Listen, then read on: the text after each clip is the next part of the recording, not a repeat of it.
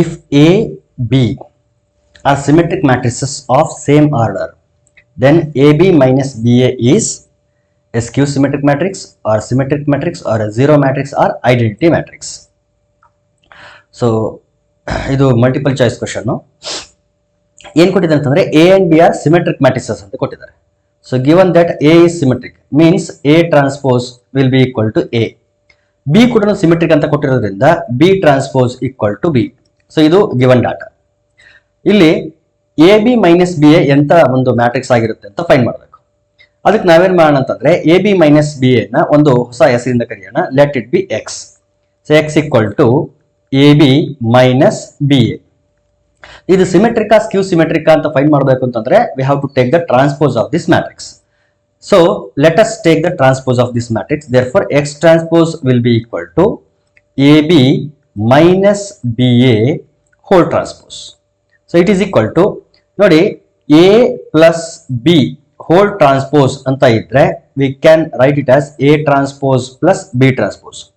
Even ಇಲ್ಲಿ in place of plus ನಮಗೆ minus ಇದ್ರೂ ಕೂಡ ನಾವೇನು ಮಾಡಬಹುದು ಅಂತಂದ್ರೆ ಟ್ರಾನ್ಸ್ಪೋಸ್ ನ ಸಪರೇಟ್ ಮಾಡಬಹುದು. Therefore ಈ transpose will be applied to both AB and BA. Therefore we can write it as AB whole transpose minus BA whole transpose. ಈಗ ಅಕಾರ್ಡಿಂಗ್ ಟು ಸಾಕ್ಸ್ ಶೂ ಪ್ರಾಪರ್ಟಿ ಅಂತ ನಾನೇನು ಹೇಳಿದ್ದೆ ನಾನು, ಆ ಲಾ ಪ್ರಕಾರ AB whole transpose will be equal to B transpose into A transpose. Similarly, BA whole transpose will be equal to A transpose into B transpose. ಅಂದ್ರೆ ಫಸ್ಟ್ ಸೆಕೆಂಡ್ ಮ್ಯಾಟ್ರಿಕ್ಸ್ ಗೆ ಟ್ರಾನ್ಸ್ಪೋಸ್ ಅಪ್ಲೈ ಆಗುತ್ತೆ, ಆಮೇಲೆ ಫಸ್ಟ್ ಮ್ಯಾಟ್ರಿಕ್ಸ್ ಗೆ transpose apply ಆಗುತ್ತೆ. Therefore AB whole transpose can be written as B transpose into A transpose minus BA whole transpose can be written as B transpose into A transpose. But we know that both B and A are symmetric matrices. Therefore B transpose will be equal to B, A transpose will be equal to A, minus A transpose will be equal to A, and B transpose will be equal to B. Now take minus as a common factor. So minus common ತೆಗೆದ್ರೆ BA minus BA ಆಗುತ್ತೆ, minus AB plus AB ಆಗುತ್ತೆ. So plus AB ಆಗೋದ್ರಿಂದ ಇದನ್ನ first ಬರ್ಕೊಳ್ತೀನಿ, BA ಅನ್ನೋದು minus BA ಆಗೋದ್ರಿಂದ ಈ minus BA ನ ಆಮೇಲೆ ಬರ್ಕೊಳ್ತೀನಿ. So it is nothing but minus AB minus BA ಅಂತಂದ್ರೆ ನೋಡ್ರಿ, AB ಮೈನಸ್ BA ಅಂತಂದ್ರೆ X.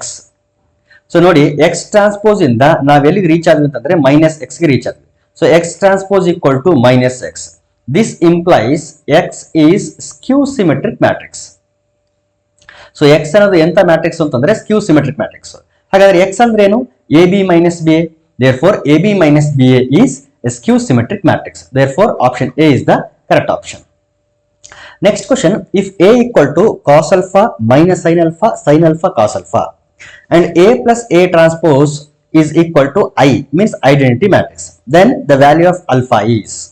ಸೊ ಇಲ್ಲಿ A plus A transpose equal to I ಅಂತ ಅವರೇ ಕೊಟ್ಟಿರೋದ್ರಿಂದ ನಾನು ಡೈರೆಕ್ಟ್ ಆಗಿ A ಮತ್ತು A ಟ್ರಾನ್ಸ್ಪೋಸ್ ನ ಆಡ್ ಮಾಡ್ತೀನಿ ಮತ್ತೆ ಅದನ್ನ ಯಾವುದಕ್ಕೆ ಈಕ್ವೇಟ್ ಮಾಡ್ತೀನಿ ಅಂತಂದ್ರೆ ಐಡೆಂಟಿಟಿ ಮ್ಯಾಟ್ರಿಕ್ಸ್ ಗೆ ಈಕ್ವೇಟ್ ಮಾಡ್ತೀನಿ. So A plus A transpose, A ಅಂತಂದ್ರೆ cos alpha minus sine alpha cos alpha, ಇದು ಮ್ಯಾಟ್ರಿಕ್ಸ್ A.